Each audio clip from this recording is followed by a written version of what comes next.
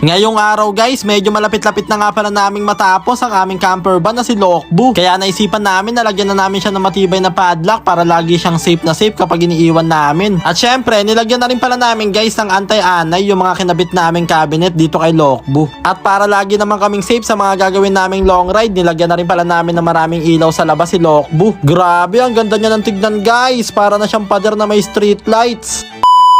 What's up sa inyo mga itik? Ngayong araw guys, namili nga pala kami ng mga gagamitin naming pang anti-anay sa mga nilagay naming cabinet kay Lokbu. Bali kailangan kasi guys, nalagyan namin ng anti-anay yung mga kahoy na parts bago pinturahan para di siya mabulok. Kaya ayan nga guys, after nga pala namin mamili dito, dumiretso na kami dito kay Lokbu. Bali ang next gagawin nga pala namin dito ay kakabitan naman ni kuya ng mga hazard light, etong si Lokbu. Mahalaga kasi to guys para habang umaandar kami paggabi ay kitang kita si Lokbu at hindi mag-cause ng accidents. Kapag nasa lubong mo kasi tong si Lokbu sa daan guys, para kang babangga sa pader.